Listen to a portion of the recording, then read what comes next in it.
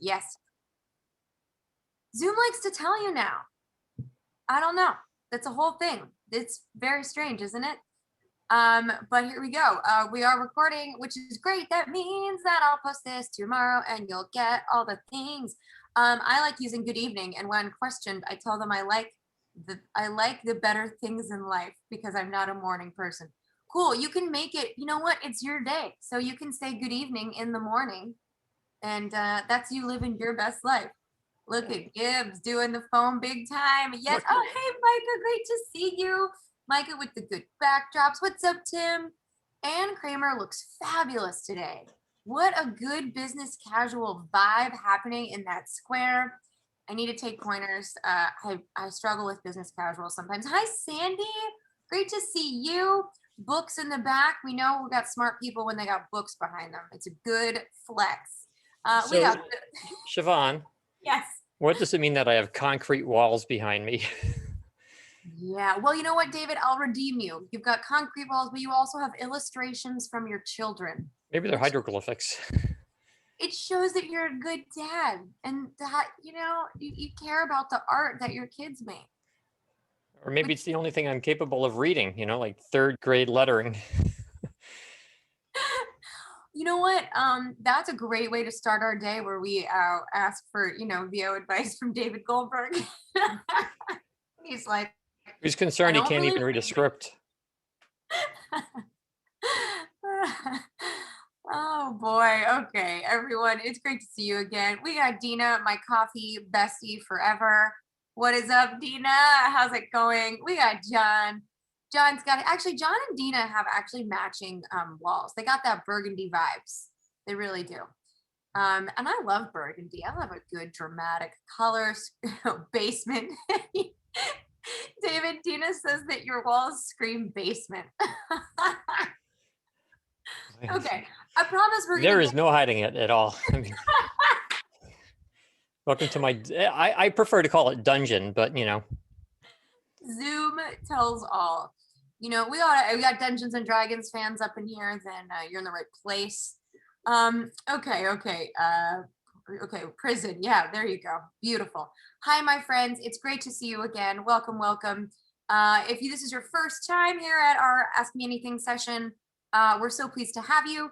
I like to keep my Zoom features on the gallery mode because I enjoy looking at everybody. It's much more fun because we like to crack jokes. However, if you're into the speaker mode and you want to see the faces of the people talking, it's your Zoom, it's your world. The chat is how we're going to communicate today.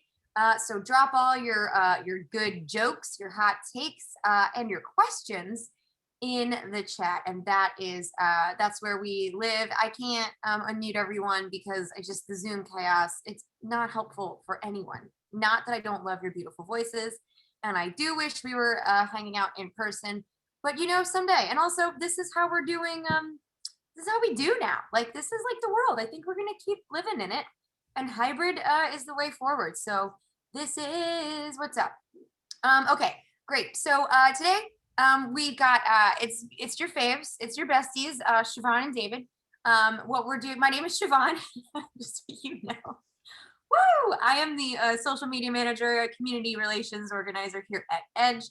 And I host these fun days for us, meaning that you can drop your hellos. Tell me where you're from, where you're joining us from in the chat. I do love to see it.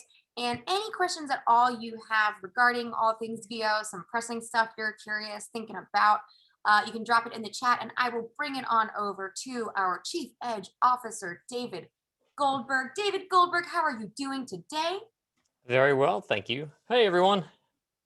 You guys, I have an update. Today's session 31. Ask Me Anything 31. 31, what a beautiful number. You know that store that's called Forever 21? My friend was like, that store should be called Forever 35. And that's my first joke of the day. Actually, I already have been making them. Y'all, a few announcements from us here at Edge. First of all, I'm going to just drop some sweet, sweet links here in the chat. My new friends to VO. Like, what do I do in the world of VO? We have an introductory class called Investigate Voiceover. And that is your one-stop shop for understanding this world and what you could do in it. We've also got coming up Twisted Wave 101 with the man himself, Art Gruder. You know him, you love him. He is a fabulous human being. We do offer a series of consultations here at Edge Studio. And after my social media class, you can book a business consult with your girl, and I can help you go through your social platforms and tell you what's what. And if something is all nicely and sweetly while singing to you, tell you if your page looks like a disaster. That is a new offering we have for you.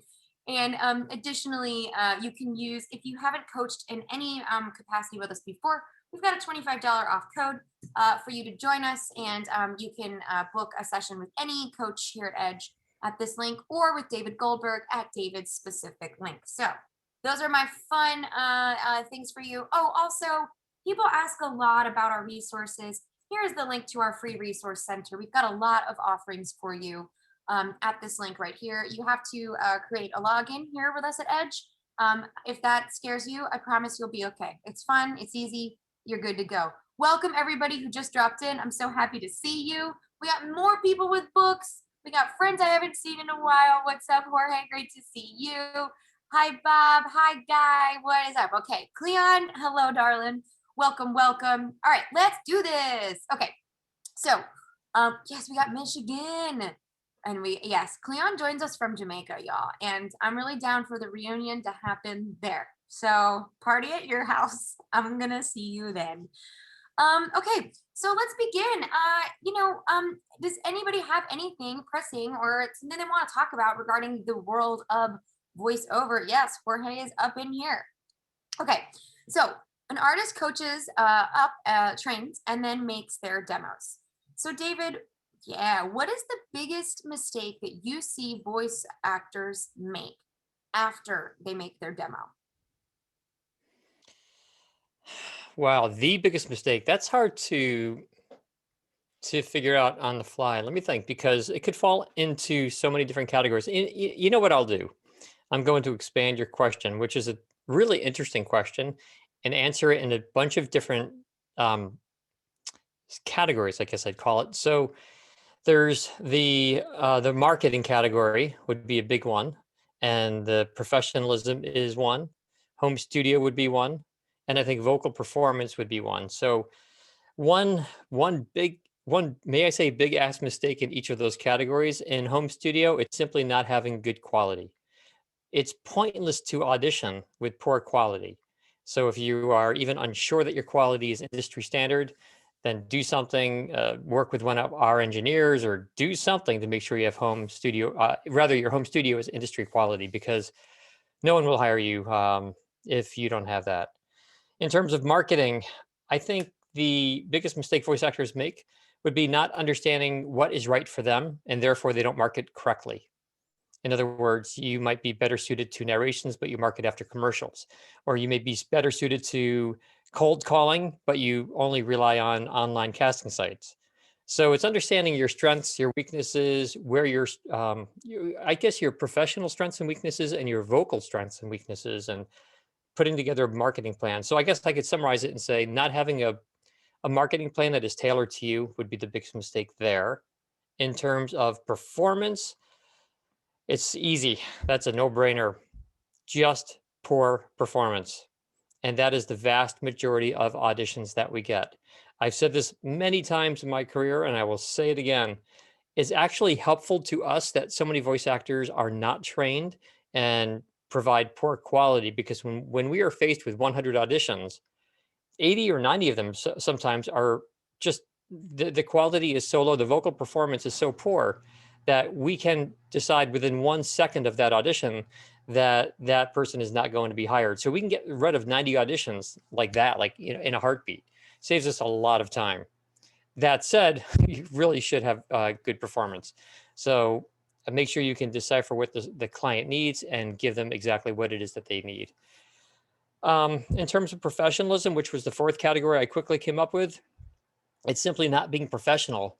It still amazes me to this day, no matter how much I lecture about being professional, about being focused and on time and on budget and being clear with your clients, your customers, the vast majority of voice actors are not. I've come to the conclusion over the years that I think is just, it's not just in the voiceover industry, but it's a it's a pandemic worldwide, at least throughout the states, where people just are not professional at any industry. So often, if you tell a client you'll get something done for them, then by golly, get it done for them. And if you give a price, then stick to that price. And if a client asks you for a price, don't hem and haw. Just tell them what your price is. Just act professionally. So it's a really good question. I feel like I would want to teach a 5-hour course on just that question. It is a really good question. I would also say, I bet you would agree with this too, David, is in terms of a mistake after you've produced your demo is then getting discouraged. Like students. Oh, that is a huge other category. Yeah. Yeah, absolutely. It takes a while, guys. There's certainly some people who get lucky from day one and just, happen to land on the right couple of clients and get repeat work that keeps them going 40 hours a week. And that's terrific. And there are an equal number of people who are just, maybe they're just unlucky, and they submit some really quality auditions that just by chance don't get listened to. And it takes them a couple of years to really make it and to be successful in this industry. So don't be discouraged. Another mistake post demo would be not training, not continuing to train, but becoming complacent. And if you become complacent, then next thing you know, a whole new breed of voice actors are going to creep in and take over your clients. Stay with it, stay tuned. I mean, you guys are terrific for being on this call, but this is learning about the industry, which is only half of it. The other half is your voice, of course. So you should be taking at least a coaching class or something every couple of weeks. It's really important to stay on your toes. Yeah, definitely, people are talking about, feeling discouraged. And I think, something for me is to, I think of an old acting coach I had back in my early days where it was kind of like we have to continue to find the joy. So if you're discouraged because you're not booking things, you have to kind of try to find the place of like, why did I start to get into this industry in the first Yeah. place? And finding the joy in the time that I carve out for auditions and making sure that that still lives in you so that you can pursue this with the integrity that you began. Yeah. Uh, And you know what else is interesting? When you are out of practice, not only does it waste your own time submitting auditions, but it really wastes the time of those who listen to it. And I'll give you a perfect story, and it's short. We worked with a new voice actor and we trained them. We recorded a demo for them. They were absolutely fantastic.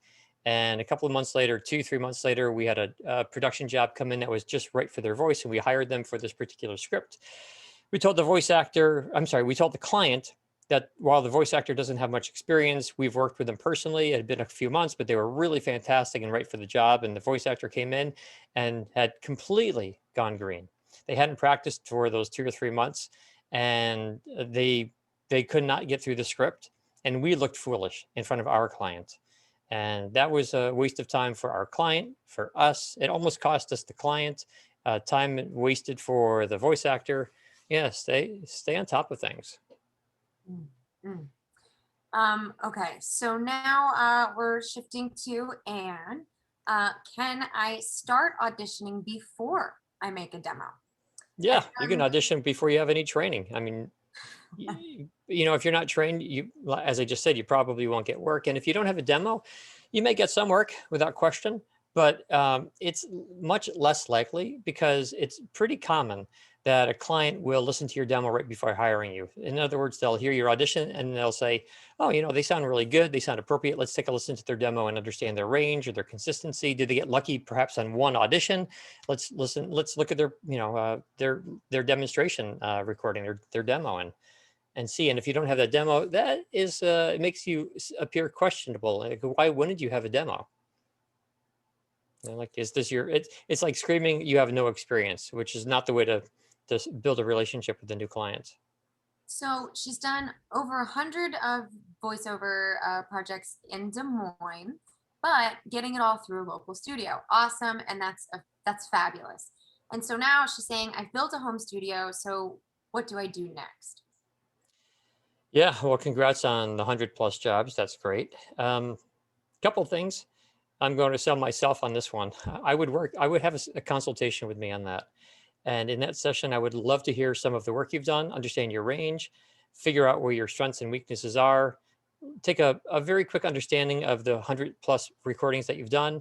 be able to group them into different types of demos. You may be able to pull excerpts from some of them into a commercial demo and other excerpts into a documentary demo or a narration demo and so on, and start building a demo and get you going into this world, maybe outside of that one particular studio. And I would also say, let me take a listen to your studio quality to ensure that it is really industry standard. I wanted to mention, I thought of this and then didn't say it, but for folks who are like feeling discouraged, because I got some messages from people about that. I want to remind you that like the world keeps changing, and it is not as easy as it once as not that it's not as easy. Things are different. And we can't, folks used to like respond to a newspaper ad, or like there was just a whole different kind of world for getting into voiceover that is not the same as it once was. And so like you're entering a new market that's like really constantly changing. And I just want to remind people like to like, comparing yourself is not helpful, and to kind of consider like someone else's path that, as David said, they just got lucky. I mean, like in an arts industry, not that people don't have talent, but like there's so many talented people. Some of them get luckier faster than others. And I think it's important to know that it's like to beat yourself up about it, while it is frustrating and exhausting, we have to continue to find the joy, which I think actually coaching does help you, because you talk with someone who builds you up, who pinpoints some of your strengths and weaknesses. And I think that continuing to move forward through all of those negative feelings, it makes booking your first few gigs that much more triumphant and something that we can all really cheer you on about.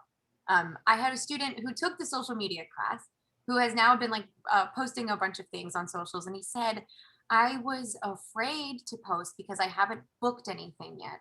But then I realized that like I was missing out on making friends, connecting with other people, showing my progress, like sharing my audition journey, sharing my studio with other people. And I've been embarrassed all this time, but really, like I'm missing out on like actively participating in, what a journey it is, and being and communicating with other people about that. And he's like, it's helping me to realize that I'm not alone in how hard this can be.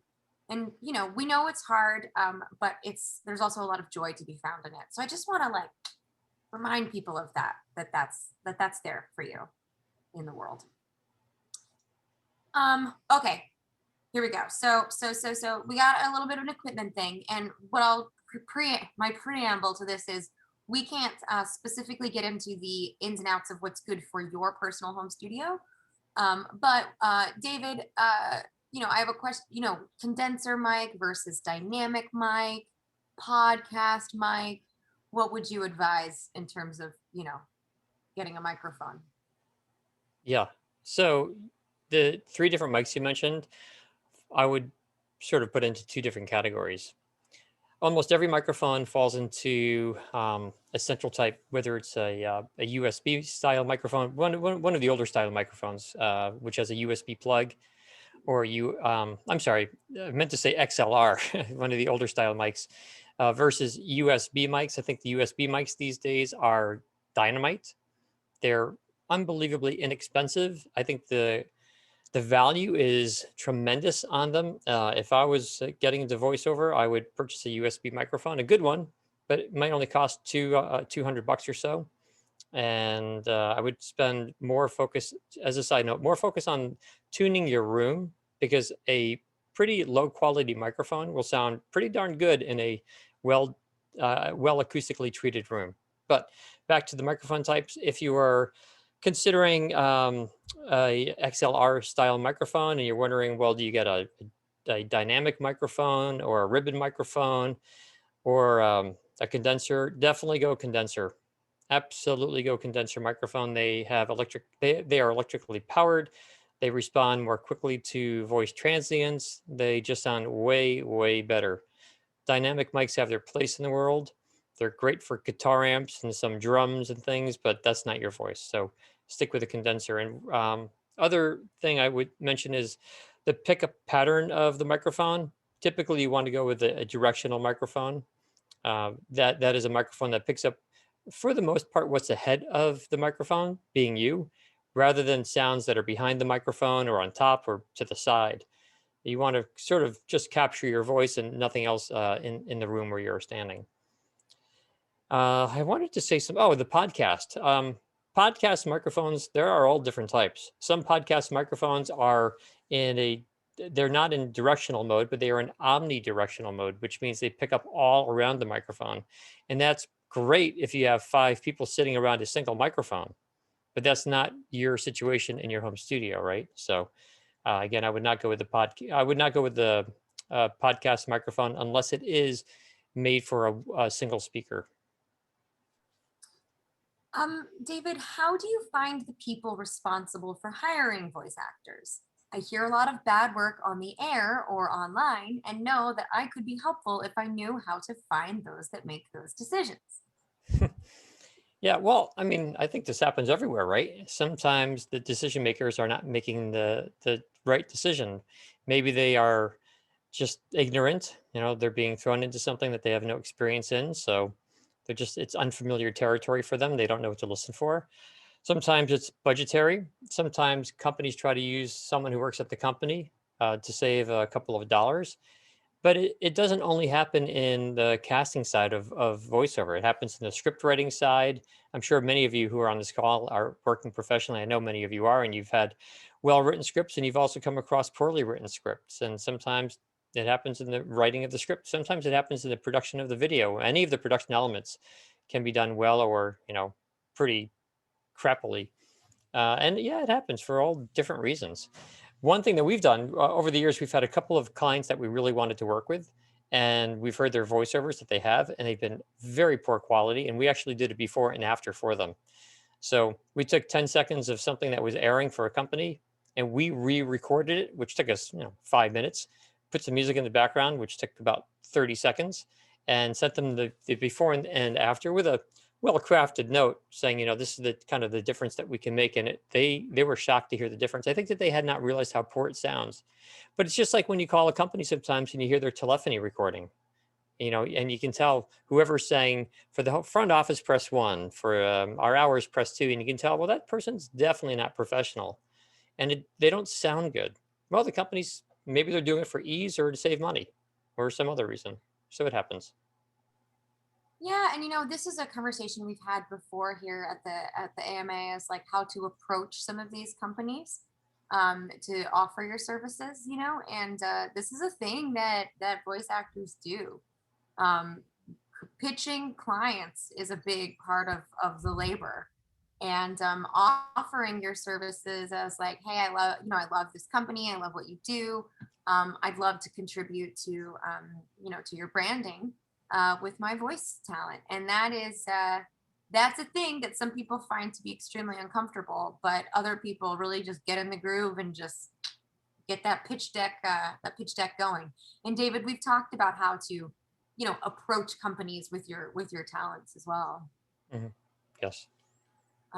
So that is a thing. Okay, so oh, and I love this. Hey, Charles, he said, to David's point about a quality product being critical, big shout out to Dan Friedman, who recently helped me a lot. I love Dan.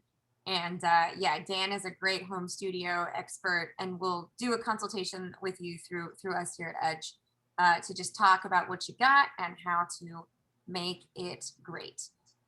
Okay, Yeah, Luke. yeah. Dan is he's a rare breed in the sense that he is a voice actor and he's a voiceover engineer and a producer and a mixer, and he's good at every one of those, and he can put it all together. And he yeah, working through Edge, he will help anyone with their studio. He's just dynamite. He's dynamite. Alexis, I don't know if you're still here with us, but I do have my ridiculous iced coffee cup today, so I just wanted you to point that out to you because I know you love to see it. Um, Luke is asking about places for training. Obviously, at Edge we offer very comprehensive training, but if folks have enjoyed coaching or things in a multitude of places, you can certainly drop that in the chat of stuff that you've enjoyed. We're keeping things positive here, so we don't want to trash anybody in the industry here in our chat. um Oh, okay. Dina has a great question, but she's stepped away, so I will wait for her return. Um, okay, we also have a question about, you know, places that charge money to audition. Yeah, so pay to play is a big part of the world here. Voices.com, Backstage, that's something that people do. And people book work from these platforms. You know, it's sort of part of the situation. So, we advocate for any and all of it and whatever feels good to you. If you want to have subscriptions in a few different places and fire away those auditions, I think it's a kind of conglomerate. I mean, David, would you say, gosh, I think from working in education, people have really fired at so many angles in starting their careers, signing up for these pay to plays, creating their pitch decks and starting to put themselves out to clients, I mean, trying to get an agent, right? There's like all of these different ways to get them. I mean, did I pretty much cover it, David, for like how you start to kind of explore opportunities? Yeah, I think so. I would put marketing into three categories, and you pretty much summed them up. I would say there is doing the work yourself, that is making client relations and getting on the phone and calling or emailing. So that is doing it yourself. The second category would be having someone do the work for you. That would require working with the representative or an agent. And the third category is sort of the hybrid, right? That's the online casting sites that, commonly known as pay to play. I think the nicer term is online casting sites, and they're part of our industry. And there are, look, you ask 10 people about anything and you'll have a range of answers, right? In this world, it's based on personal experience and how people approach things and the results they get from them. And I will tell you, as Siobhan mentioned, I know so many people who have scored so well through the online casting sites, and some people give them an equal number of people give them such a bad rap. But it's a absolute fine place to begin, and maybe a fine place to stay your entire career. You can do extremely well through them. You really can. And they charge money, but it's a business. They have to make money. It costs a lot of money to run those sites. It's fine. You have to pay a little bit of money to you have to invest in your own business to be able to get money out of it. So I see nothing wrong with the online casting sites whatsoever. But if you go into the online casting sites and you are not trained, you don't audition well, you can't decipher the script that the client sends you, then you're not going to get work. And I will also tell you that very often people who complain about the online casting sites, at some point, if I have the chance, I listen to some of their auditions, and usually their auditions are horrible. And I won't say this to them because I won't trash anyone, but I feel like saying to them, well, of course, your audition is not good. Of course, you're not winning anything from the online casting sites, but it's not fair that you're trashing them for not being productive or not giving you results. They're not the problems, you are. But I don't say that, of course. It's mean. Yeah, The no trashing of anyone. Trashing is not a professional thing. that yeah. Maybe if the doctor gives me one day in my life, if the doctor says, David, you have a day left to live, right? Then I will go on and I will hit record on some recorder somewhere, some digital audio workstation, and name everyone in the industry and tell you what I think of them. Wow, that's an alternate universe that is very funny. I would pay to see David. Well, I personally know the owners of voices.com, of Voice 123, of Bodalgo. I mean, I know all the agents. I mean, I know them all personally. They're on my cell phone. We call each other on a fairly regular basis. I know who's doing what and get the inside scoop. And some things I find terrific, and some not so terrific. But you have to everyone do your homework, because I won't trash anyone. Just take comments, ask questions out there, read as much as you can, do your research, and put all of your learning into your own thought bubble, and figure out what's right for you. Your fourth element, of course, is things like this, is your digital social presence and experience. So, I mean, I think it's really different for many people. I'm someone who has a lot of like Facebook friends, right?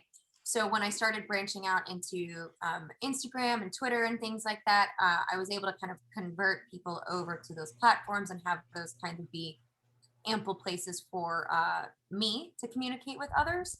And really, by posting on those platforms about voiceover, that it's something that I do, that it's, here's the little gig that I got, here's me recording.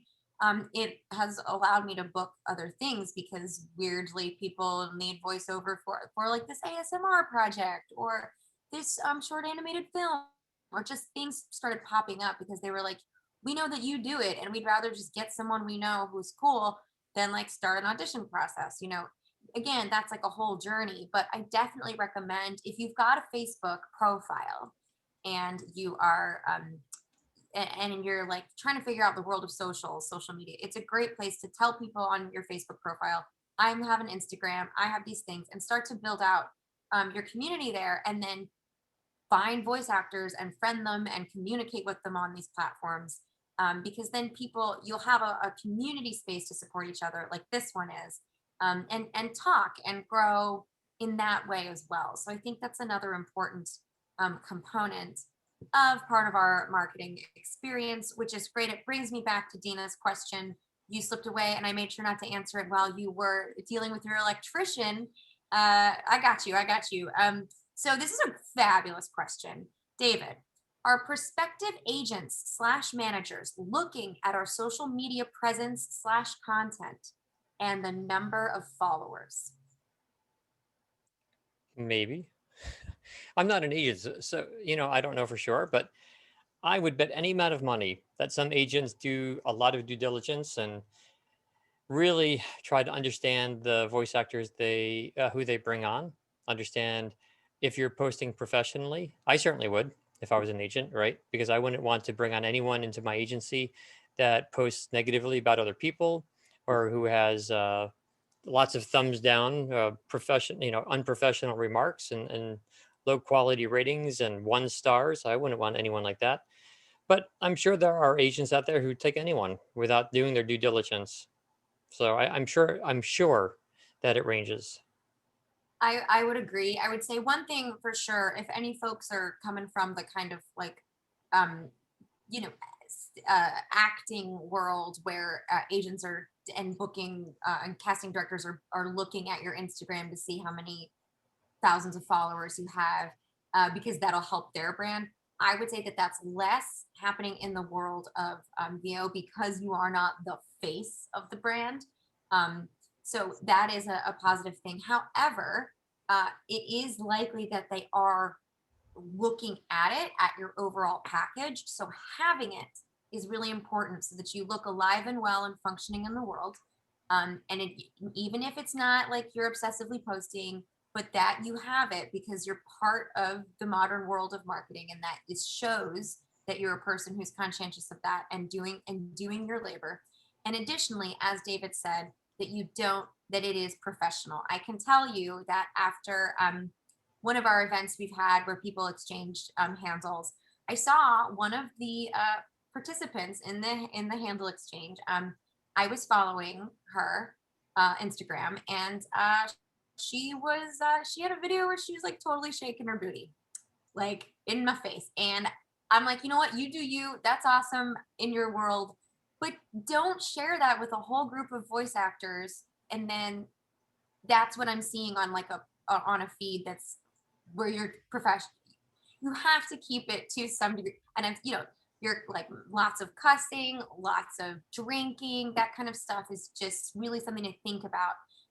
You be yourself and live your life, but perhaps having a separate account for your professional world is something I would really highly recommend. I'm not saying don't post photos of your friends. I'm not saying don't post photos of a baby shower or something positive in your world, but like, what professional is. And if these casting directors for VO, they don't want to see you doing that. Like, they don't want to see you shaking your stuff and cussing and Hey, Siobhan, but let me ask you a question. Devil's advocate. yeah. What happens if that voice actor, if they specialize in erotica audiobook narration, for example? Mhm. I would argue actually that that still doesn't. I don't know what that has to do with narrating the romantic No, not romance, not no, not romance novels, but erotica. but specifically. Where, like at Edge Studio, we've recorded quite a number of erotica titles, and scripts are really funny. I mean, and there are all sorts of swears and talk about booties and whatever. And we've even had voice actors come out of the booth and say, "Man, like I've recorded a lot of erotica, audiobooks, but this script, holy cow, is like new level." Would someone like that? I'm just asking the question, Siobhan. Do you think someone like that would be okay having their booty being shaken on their social media page? Does it actually fulfill or enhance their image? Here's what I would say. I would say if you have established that specifically in the realm of your brand, I think that that makes sense. If you are just new and starting out, you're trying to welcome as many people in. You're trying to want people to, you're trying to book things, even if your own, like, yes, if that's your specialty, but you're still a new voice actor, you need to kind of book as many possible gigs as you can, and you don't want to limit yourself. And I think that that's a good point because Johnny Heller is someone who posts very aggressive political statements, but he is a very established working voice actor. He doesn't need to worry about someone not wanting to hire him because of his political statements. So I would say that that is the difference. If you're totally new, I would say keep your profile to be something that is welcoming to any and every potential follower. And again, don't limit who you are. You can post a cute photo of yourself without it being something that could turn off a potential client who might want their aesthetic of their clients to have a specific following. Does that make sense, David? Yeah, yeah, no, yeah. And I just want to point out I was just playing devil's advocate. I'll tell you guys something. So when we are casting, very often we do go back, or when we like a voice, when we think a voice actor is potentially appropriate for a job, we do sometimes go and look at their website or their social media page, and we do our work because we want to make sure that the voice actor will act professionally in front of our client. And occasionally I come across a voice actor's website, and all of the photos on their website are them doing just random things. Fixing a car engine. And sometimes I might think to myself, what does that have to do with their voice actor website? Like, I'd rather see a picture of them in their studio with the headphones on at the microphone. But then I have a good friend in Long Island, New York, who is a voice actor and he specializes in automotive voice acting. And he records self-guided tours of automobile museums and kiosks for car dealerships and training videos for automobile manufacturing plants and all these sorts of things. And on his website, he has pictures of him up and down underneath cars and fixing cars and stuff. He's become a subject matter expert in automotive voiceover, not commercials for automobiles, but narration. He also records podcasts and documentaries on the subject matter, um, and therefore those pictures really enhance his image. They call out to potential clients saying, "Hey, this guy is a pro voice actor, and he really does work on cars. Like he understands the subject matter. He's logically the person whom we should hire for this particular narration because he gets the subject matter. He can understand what the words mean. He has interest in it, and that interest will be translated to the ears of the listener." So maybe it really comes down to time and place for everything. I feel like we've gotten sidetracked, and I apologize, but it's just an interesting thought, at No, least I to mean me. I think it's the part of what I appreciate about this space is just having these really interesting conversations. And James is talking about, like, with regards to using LinkedIn or Insta, what do you find to be a good strategy? I always say varied content is the name of the game. So if you're posting constant ads for your brand, people will find you annoying. So if you also share an anecdote or a story, in LinkedIn specifically, it's a great place to talk about a time you didn't succeed, for instance, if you want to talk about something and how you learned from it and sharing that as a post. Also, I think it's really good to think of all of these platforms as a way to make other people's lives better. LinkedIn is great for that because you can find people and write recommendations for them. And when you do that, people are like, oh, did you want, I could write one for you, right? Like you get this exchange because it's like such a nice gift when someone, like, you open your inbox and someone wrote you a beautiful recommendation. And creating connections is wonderful. When you attempt to connect with people on LinkedIn, make sure you add a message and you don't just send the connect button unless you know them very well and it's like whatever. But if you're trying to connect with people who you admire, who you don't know personally, let them know that you'd love to follow them on their journey. and as you're on your own journey of learning and growth, and just really help just see it as an avenue for you to contribute positively to other people's lives. So yes, James, basically a combo of all of those things. Video is an option. People love the video thing. Video really overwhelms people, but I've used Liz Drury as a great example of like, she does these weekly wrap ups where she just like speaks to the camera about stuff she's working on and stuff that she did. And I think it's great.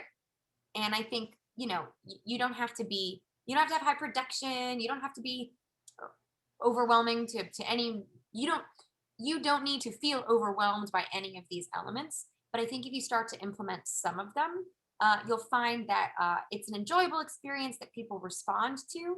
And considering it always as a way of like, how can I create a positive impact on the lives of my followers and on the people that I want to follow? And so everything at the end of the day is about relationships with your clients, relationships with your agents and managers, relationships with your coach, with your social media following, with your community of fellow voice actors. And so in all of your relationships, let's hope we want to be positive people who have a mutual positive benefit. And I think looking at this industry from that lens is really important for what we do. I don't know. Well said. Thank you very much. Okay, and yes, Cleon, I appreciate that. Cleon saying that his social media experience at creating community vibes is comforting and motivation. It keeps him pushing as well because there's not much of a voice acting community where he lives. So yeah, that's really important. Thank you for sharing that. I really appreciate hearing that from you. Um, Okay, so there's so many good questions. David, is there a magazine or journal site targeting or focused on voiceover work or experience that you enjoy? Uh, well, if you mean in written form, like printed form, not that I'm familiar with, there are a couple of directories that come out every year, but they're not really. They're just voiceover directories of agents and studios. They are in printed form. In online form, I don't know. I read everyone's everything. So many websites have newsletters, and some I find more interesting than others. But there's not one that well, I would recommend the Edge Studio newsletter. But I don't think there's not like a voiceover magazine or anything like that I'm familiar with. David, There's voiceover today, voiceover extra, which is very good. Um, yeah, if John people, Florian owns voiceover extra. He's terrific. He's been around and for a long time. I recorded his first demo, which I think he still uses. And he puts out voiceover extra, which has some interesting articles in it. So that's a good one. so for your demo, a commercial demo, we have Sarah saying that she's preparing to record and she's considering an ad in which a spot in which the first few words are sung. Is this a fun way to stand out or a terrible idea that belongs in the trash? It could be either one. If you are a good singer, it'd be the best thing ever. If you're a poor singer, it'd be the suckiest thing ever to do to yourself. If you're a good singer, yeah, absolutely. But just make sure that that segment is not the first thing on your demo. Otherwise, when a voiceover casting professional listens to your demo, they'll think, oh, it's a singing demo or a jingle demo, and they will hit stop before they get to the VO portion. So put it second, put it third. That's fine. Keep it short, but it's great to let people know that you can sing. There are so many applications in our industry for singers. It's enormous. So it's a great skill set to have. This reminds me of one of our Spanish speaking students. On his commercial demo, he included like a Mexican restaurant spot so that he could like drop his like super skilled way of like pronouncing the words of all these foods on the menu, So you were like, dang, he's like got that on lock because he speaks Spanish fluently, right? So like that was a great way to kind of like infuse this skill set that he has in an English speaking demo, but just like boom, I've also got this Spanish talent happening here. So it makes me think of that. Just quickly, the pay to play sites that we would recommend, we we don't have we can't really do that. We appreciate everybody trying all the avenues.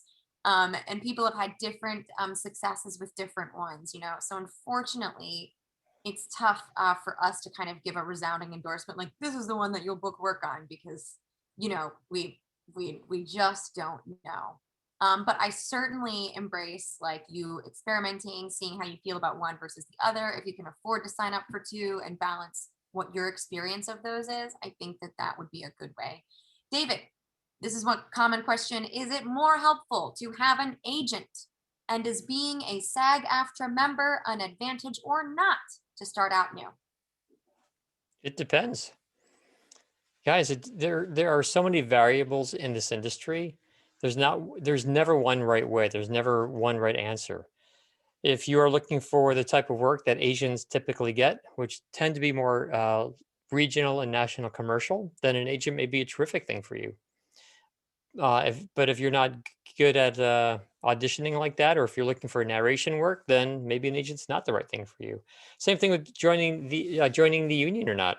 If you want to get the type of voiceover work that is typically that is unionized work, then join the union, and otherwise, maybe not join the union. It all depends on you and a whole bunch of stuff. And I wish I could give you just a simple, straightforward yes or no, but it just that doesn't exist. Which is why some voice actors go with agents and some don't. Which is why some voice actors are in the union and some are not. And some voice actors find that their agent doesn't give them the best auditions that they actually book and that they do better Yep. off pitching clients themselves regarding their specific talents. Yeah, really are so many variables. I mean, even if you can audition well, you might just be overwhelmed by the sheer volume that comes through an online casting site. You know, receiving 10 or 15 auditions every day, it could be overwhelming. And maybe you'd rather have an agent who's very careful and really hand picks or selects the auditions rather, which are right for you. And yeah, there really are a lot of a lot of things to consider. So I can't really, like I said, I can't give you a yes or a no. Sorry about that. And I'm seeing a lot of talk about LinkedIn. And yes, Micah is so good at like just being in the world and putting his positive energy in spaces. And he was just saying that he's booked a lot of work from being on LinkedIn. And I'll actually tell you, I booked some stuff just from connecting with people and then someone reaching out and being like, oh, wait, do you do this thing? Can we talk about it? Just from like continuing to make connections. So LinkedIn is an awesome place that I want you all to think of as like a business casual, not even business casual. It's like Friday at the office happy hour. Like if you were having wine at the office before you go start your weekend, that's what LinkedIn is. It's like we're at work, but we're like talking about the weekend. We're talking about what we do. It's like a really positive, fun place. People are scared that it's like buttoned up and like, I'm not professional enough. You are. I don't have enough experience. You do. You have all those things. And it's actually like people aren't fighting about politics there. People aren't, you know, like coming to troll each other. They're really coming to share their talents with each other and network in such a good way. So I'm so happy to see people vibing with LinkedIn. I also want to. There was a home studio question here about the blankets, and like David, do you gosh, where is it? Where is it? Where is it? Someone was asking about Alexis, yes, I appreciate that you like my lovely cup. But someone was saying like, David, what do you like in terms of your home studio setup? Is it okay to like have like a moving blankets kind of thing happening here? I'm gonna find it. David, can you talk a little bit about just your essentially beginner home studio setup and what you find works and what doesn't work? And I'll find this question again. Yeah, so I'll tell her this answer, not to the equipment, like not the microphone and computer and processing equipment, but rather the acoustics of your recording space. There are two things you need to be concerned with, or I even should say two things you should address. One is making sure your recording space is soundproofed, and the other is making sure that it is um, absorbed. The sound is absorbed. So, in terms of soundproofing, you want to make sure that there's no other noise other than your voice getting onto the microphone. No sirens from outside, no kids from upstairs, whatever it might be. No furnace if you're in the basement. Um, that's a tough challenge. You need sometimes super duper thick walls to stop all of that sound from getting in. Sometimes it's easier just to shut off your AC unit or your furnace so it's not rumbling. Maybe record uh, late hours after kids have gone to sleep. Make sure you record on the back side of your home so you're not on the front side where you can hear car noise, traffic noise, and so on. And as I said, then there's the acoustics of your studio, and that is, or the sound absorption in your studio, and that is really, really critical. That means that you want to have a studio in which, when you speak, your vocal waves, the sound waves from your voice, do not bounce around the room. They do not reverberate around the room. If they do, you get all sorts of flutter echo and echo sounds on your recording, and it sounds like you're in like a locker room or a bathroom or something like that. There's all this unwanted echo. And to absorb the sound, you need material which soaks up the sound waves. In other words, instead of having sound waves bounce off of a hard wall, like the wall behind me, cinder block wall, you want walls which are covered with blankets or foam. You want carpeting, thick carpeting on the floor. You want thick blankets on the ceiling. You can stick big couches and couch cushions in your recording area. The more material, soft material you have in your recording space, the less likely the sound is to bounce around. Ideally, you cover every square inch of recording space, and blankets are a great way to do that. But a very thin blanket, like a sheet, does nothing. It's just too thin. Sound goes right through it. 99.9% of sound will go right through that sheet. So you want thick blankets, like sleeping bags and moving blankets. And there are companies that sell acoustic blankets, and you can hang them from the ceiling, and you can nail them into you can nail a blanket into the ceiling, like in all four corners of your, like a hallway or a closet if you're in, and you can hang the blankets down on the walls, and yeah, it's fine. It's very professional sounding, and no one will ever see your studio other than you, so it's totally fine to use. Oh yeah, I love this. Okay, yeah, thanks, Getty's got some foam in the Zoom square there.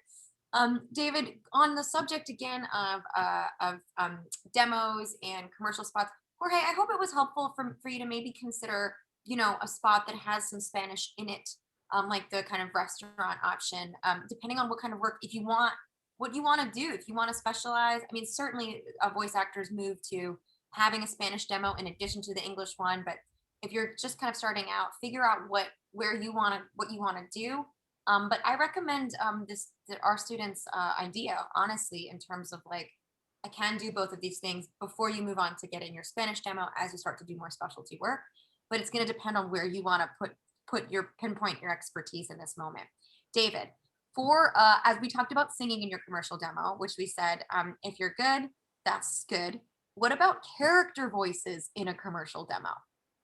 Yeah, same thing. It's fine. I would make sure that a commercial demo is not too heavy on character work, unless you really want to focus on character work. It all depends on. Look, guys, the more diversified your demo is, you might think you'll get more work, but it actually sometimes works against you by having a demo that is sort of has A to Z on it, because you tend to be a jack of all trades, and clients can't even classify you. You know, like you are, yeah, a jack of all trades. So sometimes it's much better to have separate demos, each targeting a different genre. You have a commercial demo and you have a character demo, for example. And then when a client needs a character voice actor, they can listen to your character demo, and the same with a commercial demo. If you have both on the same demo and your demo leads with a character voice, well, what happens in the event that the client needs a commercial voice actor? They hit play on your demo. The first thing they hear is a character, and they think, "Oh, this person does characters, not necessarily straightforward commercials," and they move on to another voice actor. So again, split up your work into different demos. Um, but if you mix one or two things in throughout the demo, that's fine. Just like the commercial came up, or rather, the question came up earlier about singers. You know, have one segment with singing on it. That's fine. Maybe even two, but don't put it first on your demo. Intersperse those segments throughout your demo, like touch upon it here and there. If you speak a foreign language, Spanish or whatever language, yeah, throw in some Spanish words, here and there throughout the demo. Have a documentary with names of some Spanish towns in it, or a Spanish painter. Have a self-guided tour of a museum with some Spanish words in it, whatever it might be. All fine, but make sure your demos are pretty targeted. Make sure that they are clear make sure it's easy for, here's ultimately what you want to do. Make sure that a casting professional can listen to your demo and say, this person sounds like this, and here's where I could use them. Here's why I would hire this person, and they can label you in their database so they know when to call upon you. Make it easy for your clients to figure out what it is that you do, what you specialize in, and so they know when to hire you. Mm. Yes, all strong statements, and ultimately working with a professional, with a coach, helping you understand your wheelhouse, which was really important for me because I thought I did, but I was wrong. And having just because you're good at like some kind of voice that you can put on is not that doesn't mean that's the work you're gonna book. So I think in terms of character in your commercial demo, you're really thinking of the facets of yourself. Like I have like a children's doll spot for like La La Loopsy dolls and like that's a bit of a character for me, like getting accessing my inner child, but it's not like a character voice, you know? So I think thinking about it that way in terms of like what's my wheelhouse, what are my strengths, what are different facets of myself that are still rooted in myself. As David has often said, in this industry, they're looking to cast you for you, not for something you're not. So if you're like, I'm gonna put on this character for my commercial demo, that is a really far stretch from like who you are. I mean, I'm getting a little like I don't know, woo woo. But David, I'm saying the things you tell us, right? You say that again. You're what? I'm speaking the words of your truth here, and casting authentically to the Yeah, person. absolutely. But characters, the word characters is a very subjective term. So to some, it does mean crazy ass characters, really coming up with affectations of your natural voice. And to others, it means just a sort of a play on your natural voice. So it's a very, very subjective term in the industry. And with that, with a minute to go, David does have a coaching session that he has to go to in the next minute. So I'm dropping our links one more time in the chat as I'm freeze framing. Sorry, y'all. Let me try to come back to the world here. Here we go. Here we go. Okay, I'm alive. All right. So here are our links again. Investigate voiceover, Twisted Wave coming up with Art Bruder. You can do a business consultation with me in terms of your socials, or coaching with anyone, including David Goldberg, talking about your career and where you are gonna go from here. We do have our next session. Our for Ask Me Anything is coming up. So today is the 27th. Unbelievable. So I'll see you this summer for Hot People Summer. Not on the 3rd, but on the 10th. It might just be me and David because I'm trying to get a surprise together for you in June that might be towards the second half of the month. So I'm not going to tell you about the surprise yet because I can't make promises that I can't keep, but I hope that they're there. And I just want to thank you all so much for being with us again. We love this time with you. David, thank you. I know you have to go. Appreciate having you. And I appreciate you all being here and contributing to this community and having such a good conversation today. David, thank you. Yeah, Siobhan, thank you so much. Thank you all for awesome questions as always. Really fun, very fun hour. Thanks. A very fun hour that we both cherish and look forward to. And you all look great. Good day to all of you. Have a fabulous rest of your time. Mwah. See you soon. Thank you. Bye.